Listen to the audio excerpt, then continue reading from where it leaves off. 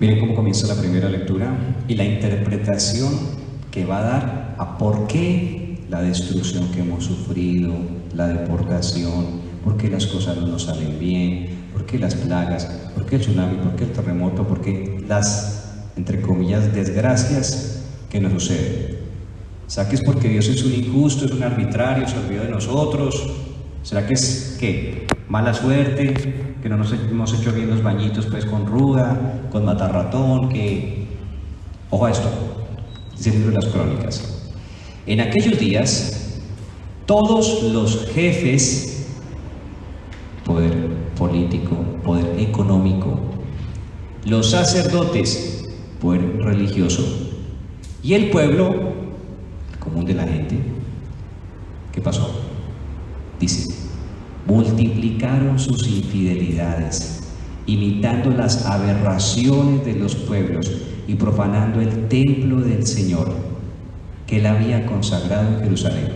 Dice después que Dios, aunque les mandó sus profetas, les advirtió, se los pasaron por el forro, como se dice, y no les importó nada. Bueno, esta explicación tiene una validez ad eterno, es decir, vale para todos los tiempos. Recordemos que esto es palabra de Dios, no es que esto ya pasó hace no sé cuántos miles de años, pero esto ya no aplica, no.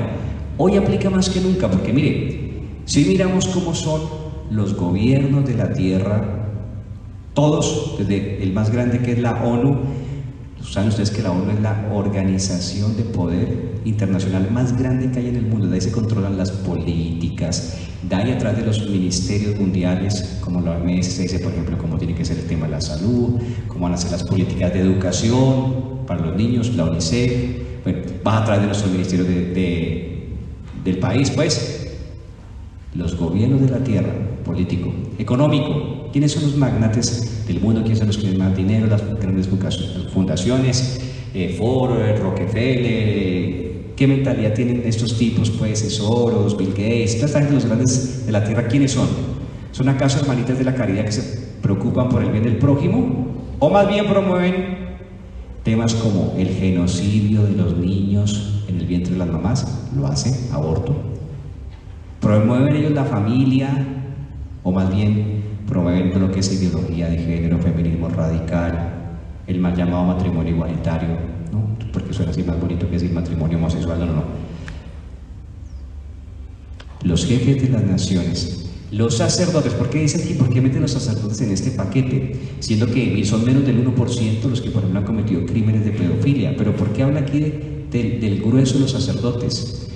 Haciendo alusión a sus infidelidades. Porque ¿sabe qué? Una infidelidad sacerdotal también es esta, que yo tenga que hablar y por miedo, por respeto a ustedes, porque qué pena, o para que no me regañen, no sé, mejor me quedo calladito. Hablemos de otra cosa, de la misericordia de Dios, lo lindo que es Papito Dios, o que por favor compren el bono parroquial, y ustedes, eso, aunque yo diciendo, ¿pero qué malo hice yo? Fuiste infiel, fuiste traidor con tu misión. Tan traidor como lo que pasó en Argentina con los diputados y los congresistas, que en su mayoría, ellos, como en todos los países, un congresista, un diputado, ¿a quién está representando? Está representando la voluntad del pueblo, la intención del pueblo. En Argentina, la gran mayoría de las personas que están ahí son todos pro vida, son gente de bien, como aquí en Colombia igual, o sea, la mayoría de las personas en Colombia, pienso, somos gente de bien, no somos gente que estemos apoyando la guerrilla, el secuestro, el robo. Queremos el bien de nuestros niños, estoy seguro. La mayoría de los colombianos, igual que en Argentina, no queremos que a nuestros niños se les ideologice la ideología de género, se les homosexualice, etc.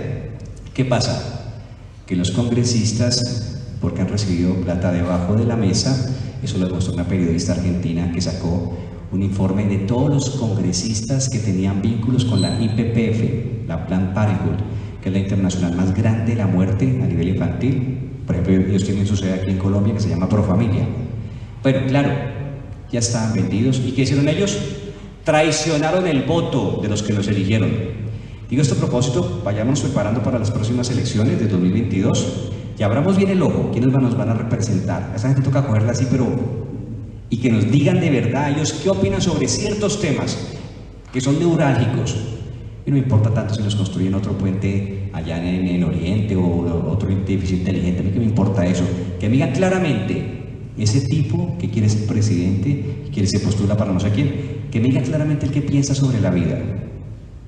No más derechitas cobardes como la de Duque, que cuando le preguntaron hace tal vez que un par de meses, casi un año, una entrevista, bueno, fue un aeropuerto, algo así, que pensaba sobre el tema, sobre el aborto. Él dijo, no, yo soy pro vida, pero reconozco que la Corte Constitucional, las tres causales. Entonces, ¿para qué lo elegimos? ¿Para qué es presidente? ¿Qué poder tiene usted? O sea, ¿usted a quién representa? Usted al final dice, yo me someto a lo que dice el de arriba, el más arriba, ¿a quién llegamos? A la ONU. ¿Comprende? Esa gente en Argentina, por ejemplo, vendió su conciencia, traicionó al pueblo, y los que eran pro vida, que no votaron por el aborto, ¿sabe qué hicieron? Dijeron, me abstengo. ¿Qué significa me abstengo? No voto. La gente votó por mí para representar la vida, la familia, para ser la voz de los que no tienen voz. Un bebé en el vientre materno no tiene voz. Tiene una voz silenciosa cuando le están metiendo un forceps y lo están buscando para seccionarlo y desmembrarlo. Hay una película que se llama El grito silencioso, que es un bebecito en el vientre que abre la boquita así. No se escucha, pero se nota que el fetico está como gritando y busca protegerse la parte superior del útero, hasta que lo encuentra el forceps y lo despedaza. Esos congresistas, supuestamente, son la voz de los que no tienen voz, pero les pasaron por debajo de la mesa, platica, y traicionaron la patria, la gente, y todo el mundo se condenarán seguramente. Bueno, pues ¿sabe qué? Llevado eso al ámbito religioso, un sacerdote también es un traidor cuando se calla, por lo que sea, por miedo o por ser políticamente correcto, por lo que sea. Y el pueblo, dice entonces, los jefes de las naciones, los sacerdotes, y el pueblo, ¿qué pasó con toda esa gente? Dice acá, ojo a esto, multiplicaron sus infidelidades, imitando las aberraciones de los pueblos, o sea, la gente que no conoce a Dios, la gente que son ateos, los que no creen ni en el infierno ni en el cielo, los que creen que todo lo que existe es aquí abajo. Esa gente, ¿qué hace? Vive de una forma aberrante. ¿Qué significa la palabra aberración? Significa una costumbre, un acto contra naturaleza que degrada al ser humano, que en sí mismo es enfermizo. Aunque esa enfermedad es como una fiebre que produce un cierto placer, es algo aberrante. Digamos que a la sana naturaleza le produciría náusea. ¿No le parece que hay un montón de costumbres aberrantes que están como normalizando todo eso? Pues normal. Pues a ella le gusta, como se dice, patear de los dos lados. O sea, tiene un novio, pero tiene una novia. Pues normal, es el libre desarrollo de la personalidad. Otras cosas que no digo aquí pronto por respeto, no sé. Hoy se hace y es normal, y profanando el templo del Señor. Ojo, que el templo no son los ladrillos. Hace un par de domingos el Señor nos decía, San Pablo nos dice, ¿no sabéis que sois templos del Espíritu Santo? El templo es usted, y todo pecado de alguna forma me degrada. Y las costumbres inmorales hoy degradan, le quitan la dignidad al hombre, a la mujer, cosifican al hombre y lo instrumentalizan y lo reducen simplemente como a un objeto de placer por el placer. Con razón la Virgen María dijo en Fátima que el pecado que está llevando más almas al infierno son todos los pecados que se cometen contra el sexto mandamiento. Bueno, miren, yo ayer estaba meditando en la palabra, no sé por qué cogí este libro, lo conocen como el libro azul del Padre Gobi. Lástima, eso es tan difícil de conseguir hoy.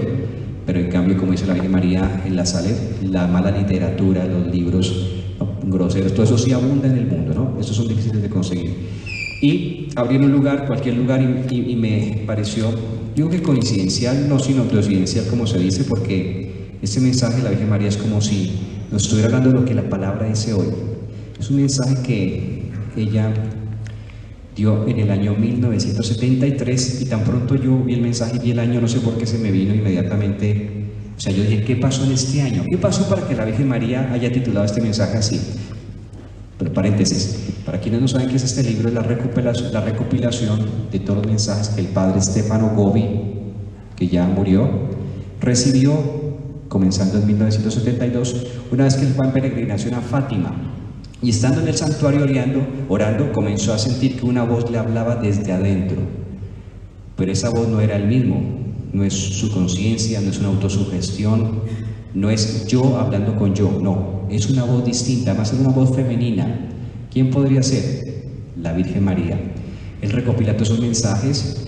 Para él es muy duro porque estos mensajes también le dan muy duro, le dan garrote a la iglesia en su jerarquía, hablan claramente las cosas, denuncian el pecado, hablar de la masonería eclesiástica. Y esto para un sacerdote es muy duro, porque es como usted trabajar en una empresa y usted tener que denunciar las cosas malas de la empresa. Hay gente que no le va a querer, pero de vuelta esto forma parte de la fidelidad que un sacerdote debe tener a Dios y a la iglesia, porque al final esto es amor a la iglesia. Bueno, entonces me llamó la atención por qué la Virgen María en este año, este mensaje lo puso así: ha descendido la noche sobre el mundo. Y la Virgen María lo dice así no porque ya sea a las 6 de la tarde, no, está hablando de una noche espiritual, entendemos todo, ¿no? O sea, es la noche de los valores, es como el declive de todo lo que es bueno, bello, justo. Es como el ocaso de todas esas cosas para que se instaure lo que es degradante, aberrante, para que todo lo feo, y miren que se hacen todos los órdenes. Tú he escuchado una charla muy interesante que dice como desde incluso de lo estético, digamos que el arte moderno es como si fuera una exaltación de lo feo. Antiguamente eran cuadros muy lindos, se pintaban, digamos, todo lo que fue el Renacimiento, todo ese, era como que trataba de retratar fielmente la realidad y la embellecía. Pero usted va hoy a una exposición de arte y es como si hubiera cogido un niño de 8 años, un montón de pinturas, y la gente llega y dice: ¡oh, qué profundidad! ¡Oh, qué teso! Pero ¿qué es eso ya?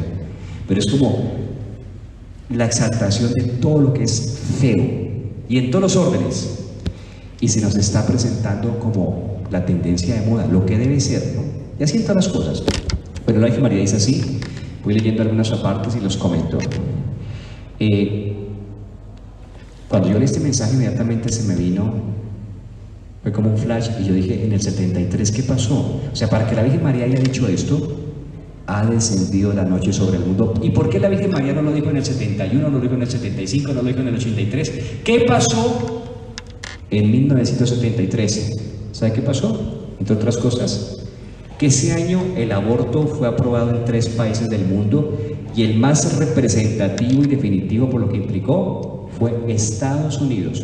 En ese año en Estados Unidos se aprueba la ley del aborto y desde entonces más o menos se calcula que 60 millones de bebés han sido destrozados en el vientre de sus mamás. Bien sea con misoprostol o Cytotec, que es una pastilla que se introduce por vía oral, por vía vaginal, y lo que hace literalmente es que quema al bebé, lo desintegra. A ustedes por familia dicen que tranquila, que hace tiene unos coliquitos, pero que no es nada. Realmente son contracciones, unas contracciones más fuertes, dicen que el momento del nacimiento. Y cuando usted va al baño, le salen los coágulos de sangre. Usted piensa que son coágulos de sangre. No, bueno, no son coágulos de sangre. Es todo el bebé destrozado. ¿Listo? Y el aborto quirúrgico, que es, como ya expliqué ahorita, es que se mete el forceps y se destroza el bebé peor que un pollo en un asadero. Después una aspiradora lo succiona todo. A veces quedan pedacitos adentro y tienen que ir las mujeres a urgencias porque hacerles un degrado. Que se diga la verdad como es, porque voy a hacer un paréntesis. Mire, ahora que la Virgen María va a hablar de la oscuridad que viene sobre el mundo, de la obra de Satanás, yo les recuerdo algo: Satanás es el padre de la mentira. Y hay varias formas de decir mentiras, por ejemplo, camuflando la verdad o utilizando un lenguaje que es como artificioso, que es ambiguo. Y hay muchos estudios, en la filosofía comenzó a hablarse desde el estructuralismo y después en la década de los 60 comenzó a descubrirse el poder de la palabra y descubrieron que el lenguaje tiene la capacidad de crear el pensamiento. O sea, el estructuralismo más o menos dice así: la palabra no es que describa la realidad, la palabra crea la realidad. ¿Comprende? ¿Comprende por qué introducir una nueva forma de hablar? Es como, claro, formatearme la mente y crearme las ideas nuevas. ¿Para qué? Para después hacer una acción nueva en el mundo, un actuar según la palabra. ¿Ven? Entonces, por ejemplo, miren, en el tema del aborto, que yo lo he hecho muchas veces ya, hoy en día lo políticamente correcto no es utilizar la palabra aborto, porque eso suena muy duro. Es la palabra que describe la realidad, porque ya expliqué qué es lo que pasa con un bebé. No, se utilizan palabras artificiosas para amortiguar, para hacer más digerible, más potable ese crimen. Entonces se utiliza, por ejemplo, salud reproductiva. Bueno, si usted es una mamá, ¿no? Y le llega un correo de su EPS, de que tienes un control, no sé qué, pero al final va a ser como una cita para que el médico usted la induzca de alguna manera, le plantee la posibilidad que usted puede, otro eufemismo, ¿no? Suspender el embarazo. No es suspensión porque usted no lo puede retomar después. Usted mata a su bebé, pero es más potable decir suspensión del embarazo. Y se lo presenta como una política de salud reproductiva. Vamos a ver, ¿acaso eso es salud? Yo les pregunto, ¿una mujer embarazada está enferma, sí o no? No, está embarazada, no está enferma. Pero mire cómo se presenta: salud reproductiva, como para que usted más o menos haga la idea de que una embarazada es una enferma. Eso que tiene es una enfermedad, es algo, digamos, que es atípico y puede destruir. De hecho, destruye tu cuerpo, tu figura, te va a quitar tus vitaminas, te va a descalcificar, va a arruinar tu vida. Es un tema de salud pública el aborto. ¿Y saben qué?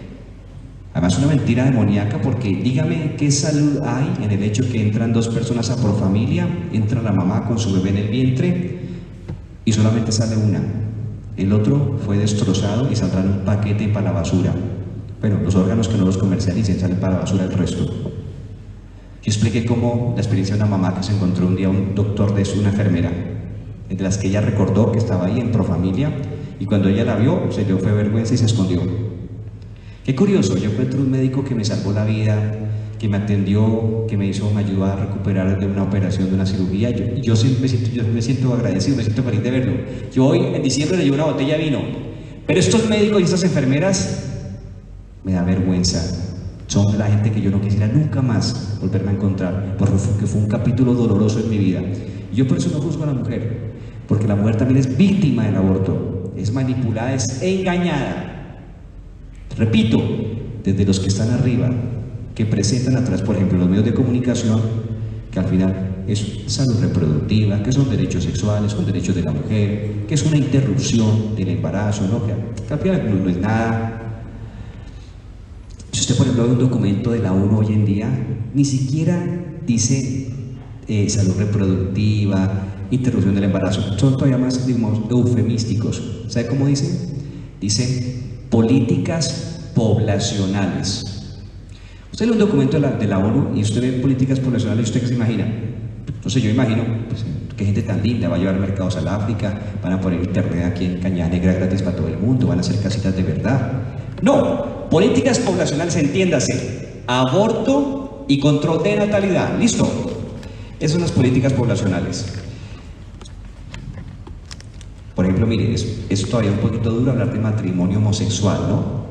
Porque ellos ya saben que la mayoría de nuestra población son personas que somos heterosexuales, que apoyamos lo que dice la palabra de Dios, los mandamientos. Varón y hembra los creó. Pero esto hoy en día al mundo, digamos, le choca. O sea, hoy en día el mundo vive como enemigos de la cruz de Cristo. Le chocan los mandamientos. ¿Se acuerdan que hace 8 días el Señor nos decía? Nos hablaba del decálogo, los mandamientos. Mire que no es mentira. Cuando se hizo esta carta, la carta del planeta, una carta ecológica, Gorbachov, no sé si fue el año 2002 creo, Gorbachov dijo: ya no nos sirve el decálogo, necesitamos una religión que incluya a todos, que esté libre de fanatismo, no de posiciones radicales. Esa nueva religión es el ecologismo. O sea, cuidemos por favor todos el cambio climático. No nos dicen que eso es una cosa extraplanetaria, que no depende de nosotros, que ya en la historia de la humanidad ha habido otros episodios también de calentamiento global, más allá que hay contaminación, pero son cosas que no dependen de nosotros totalmente.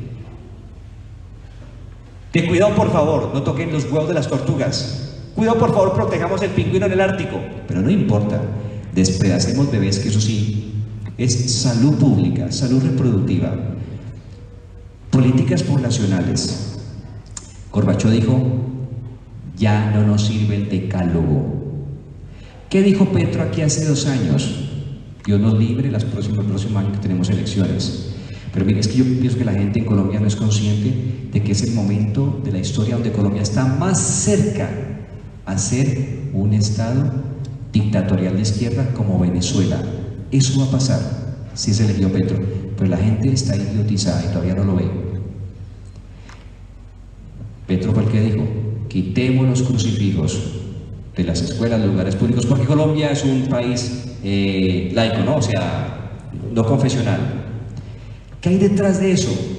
Nos choca él, nos choca que los mandamientos, nos fastidia la iglesia, por eso la iglesia ha sido declarada también enemiga de los derechos humanos. ¿Por quién? Por la ONU, por Hillary Clinton, una de las aborteras más grandes que ha tenido Estados Unidos.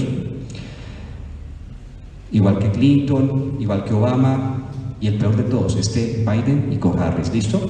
Bueno, leo algunos apartes que la Virgen María dice aquí sobre esto. Pero ténganse entonces en cuenta que este año, donde la Virgen María va a dar este mensaje, fue el año cuando Estados Unidos aprueba el aborto.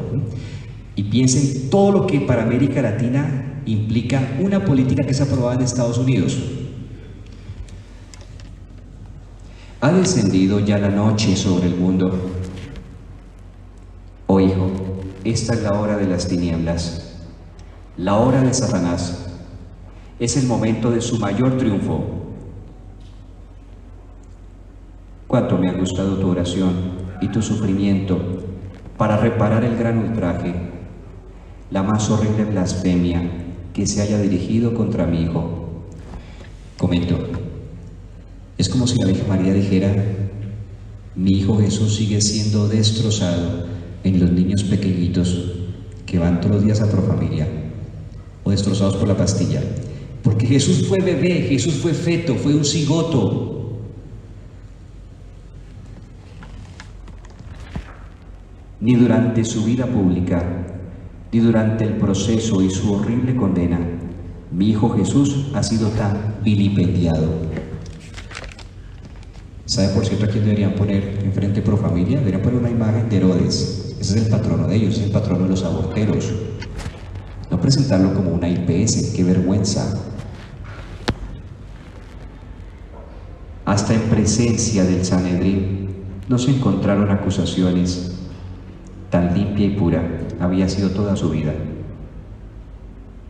Ahora se atenta contra su pureza. Paréntesis, mire. En la época de los 60, sobre todo hacia los finales, casi llegando a los 70, fue toda esta explosión cultural, sexual. Acuérdense, fue la revolución hippie, marihuana y sexo libre, anarquía, no queremos ningún tipo de autoridad, ni la familia, ni la iglesia, ni esa, nada. O sea, fue el triunfo del libertinaje. ¿Comprendas eso, no? Acuérdense, Woodstock, por todos los más viejitos recordaremos, Woodstock es el concierto del rock. Todo lo que pasó en París con toda esta marcha, con el movimiento estudiantil. Por eso aquí la Virgen María dice esto, ahora se atenta contra su pureza. Cuando se toca la pureza de un niño, de uno de nuestros chiquitos, ahorita en la escuela, que le enseñen educación sexual integral, que le enseñen técnicas de autoestimulación, de masturbación, de homosexualidad, se está como para la Virgen María, es como si estuviéramos dañando la pureza de su Hijo Jesús. Porque Jesús se identifica con los chiquitos, con los indefensos, con los que no tienen voz. Ahora se atenta contra su pureza, se propaga una blasfemia tan horrible y satánica que todo el cielo queda pasmado y atónito. ¿Sabe cuál es esa blasfemia? A ver, yo estoy haciendo una interpretación de este mensaje de la Virgen María desde lo que pasó ese año, ya dije, ¿no? Desde el aborto. Es verdad, ella aquí no habla del aborto, pero la Virgen María es tan sutil que dice todo de tal manera que todos entendemos. En ese momento yo imagino cuando el Padre Goy dio ese mensaje, todo el mundo sabía que se refería al aborto, porque todo el mundo dijo, acabaron de aprobarlo en Estados Unidos, y la Virgen María habla de una blasfemia, la más horrible, frente a la cual todo el cielo se queda atónito. ¿Sabe cuál es esa blasfemia? Decir esto, que yo tengo, digamos soy mujer, tengo un retraso de no sé cuántas, el bebé tiene 10 semanas, 12 semanas, 14 semanas, 8 semanas, las semanas que sea. ¿Sabe cuál es la blasfemia? Decir esto. Ay no, pero es que ahí todavía no hay vida humana, eso es un grupo de celulitas, eso no es nada, él todavía no siente, como no tiene desarrollado su sistema neural, no pasa nada. Es una blasfemia porque es Dios el que pone la vida en cada barriguita humana. Es verdad, yo no sé por qué una niña aquí de Cañada Negra que ya tenía 3 chiquitos, cada uno de distinto papá, ¡tim! Y le llegó el otro. Y una familia que vino aquí hace poco, que vive en la Loma de los Bernales, un matrimonio que lleva 8 años de casados, una parejita hermosa, linda, profesionales, tienen todo el cuarto del bebé listo. Padre, que si puedo orar por nosotros que no podemos tener bebé. ¿Por qué? No tengo ni idea. Pero sí le digo algo, Si Dios permitió la vida de ese bebé, es por algo. Es verdad, la fornicación es un pecado, claro, no sería el momento ideal y lo que usted quiera, pero más allá de las circunstancias, ese bebé, esa vida tiene que ser apoyada. A esa mamá tenemos que ayudarla para darle una dignidad a su vida, claro, para que ya no se esté acostando con todos los hombres, para que no tenga que vender su cuerpo. Pero no decir la blasfemia, llamar la burrada científica de que, ay, pero es que ahí no hay vida humana. Hoy en día saben que, digamos que ya esto no, realmente los aborteros no suelen decir eso, porque ellos saben que desde la ciencia no se puede sostener que no hay vida humana. Pasaría por burros, por estúpidos totales, porque la ciencia ya muestra que desde el primer momento de la concepción hay vida humana. Hay una vida que tiene su proceso independiente y tiene su propio ADN, distinto al de la mamá. Pero entonces, otra vez de vuelta, tienen que recurrir al eufemismo del lenguaje. ¿Y saben qué dicen? Bueno, no, o sea, sí hay vida humana, pero todavía no es persona. ¿Por qué? Porque dicen ellos que una persona, o sea, para ser sujeto de derechos, tiene que estar fuera del útero. Entonces, por ejemplo, fue que Kamala Harris en Nueva York aprobó que se hiciera, pero no fue Obama, el aborto cuando el bebé está justamente saliendo por el conducto uterino, la mitad del bebé salió, que en ese momento se haga así, ¡tras! O sea, ¿entiende? Para evitar que no salga todo el bebé, ya es derecho de sujetos, ya es persona humana. Entonces, antes de que salga todo, matémoslo, la mitad que salga. Ah, no, estaba todavía una parte adentro. ¿Se dan cuenta lo satánico de esta mentalidad que es ley? Que dicen muchos abortistas. Que bueno, no, sí hay vida humana, pero para que sea persona, tiene que habérsele cortado el cordón umbilical. Entonces, mire, un bebé sale del vientre, acaba de nacer, está ahí con el cordón umbilical. No es persona. Ay, pero de pronto yo hago así, le corto el cordón, ya es persona. Bueno, esa idiotez solamente se la creen ellos. Mentiras, nos la hacen creer a nosotros, ya dije, con las falacias del lenguaje, con las leyes como se formulan, con los medios de comunicación.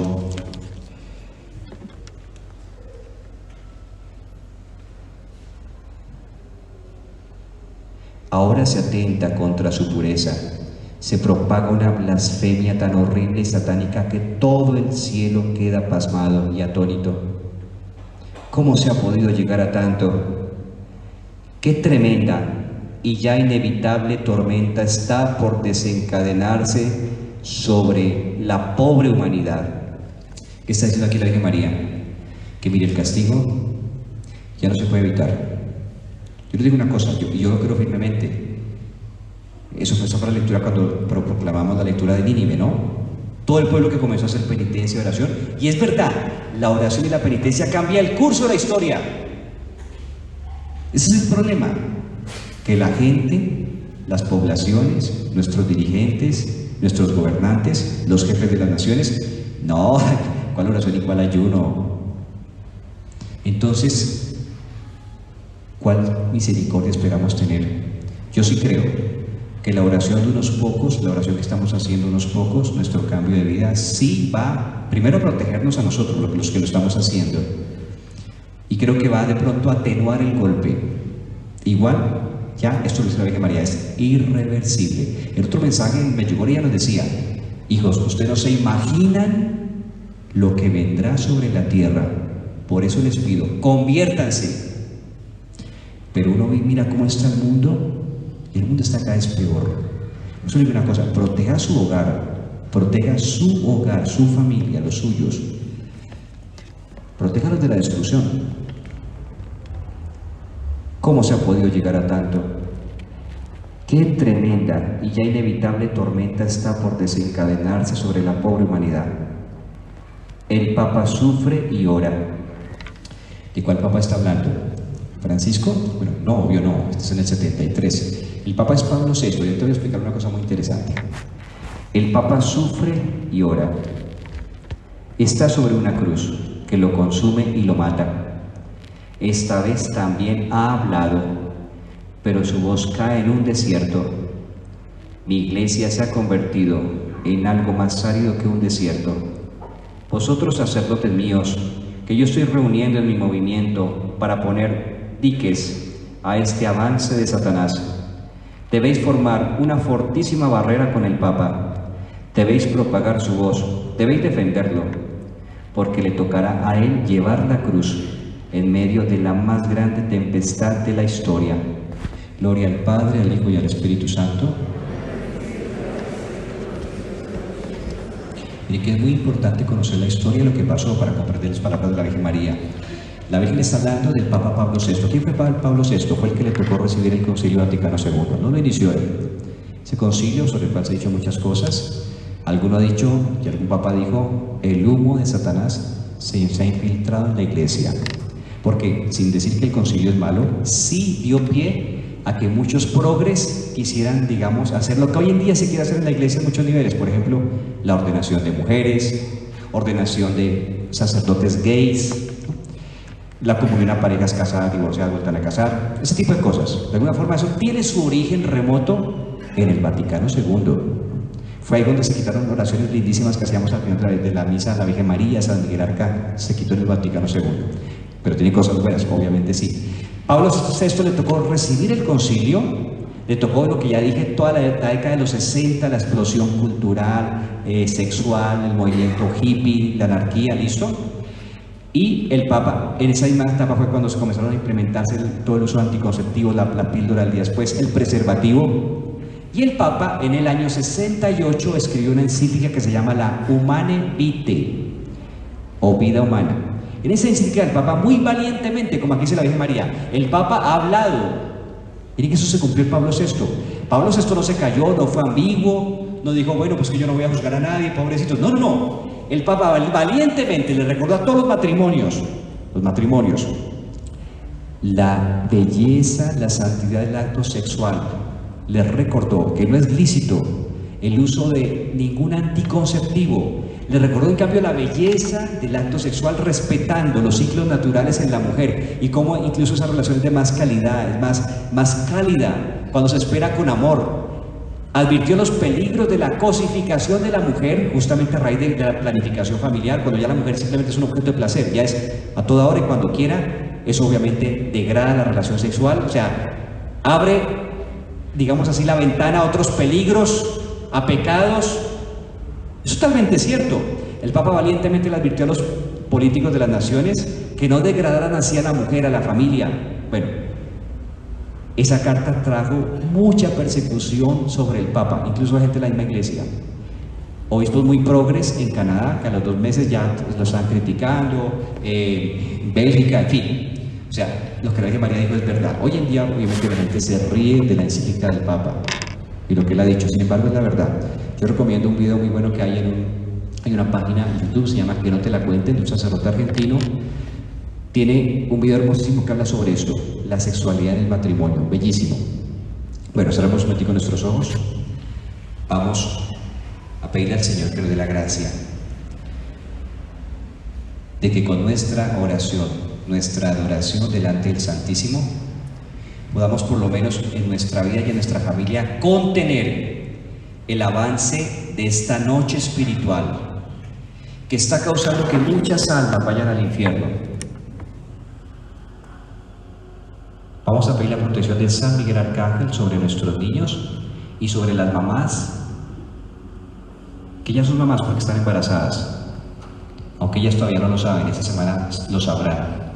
Vamos a pedir para que sean protegidas del miedo. Les recuerdo que el miedo es del diablo. El diablo habla en nuestros miedos. Por eso uno cuando está con miedo o está confundido, nunca tiene que tomar una decisión. Lo más seguro es que la vas a embarrar. Miren, porque por algo dijo el Señor, no temáis. Y por algo están 365 veces en la Biblia la expresión no temáis o no tengáis miedo. Es como si para cada nuevo reto de la vida, para cada nuevo problema que vas a tener mañana y el martes y el miércoles y el jueves, Dios te dijera nuevamente, no temáis. Vamos a pedir esa protección de los santos ángeles, especialmente sobre estas mamás. San Miguel Arcángel, defiéndenos en la pelea. Sé nuestro amparo contra la maldad y las acechanzas del mundo. Reprímale, oh Dios, como rendidamente se lo suplicamos. Y tú, oh príncipe de las milicias celestiales, armado del poder divino, precipita en el infierno a Satanás y a todos los espíritus malignos que para perdición de las almas andan por el mundo. Amén.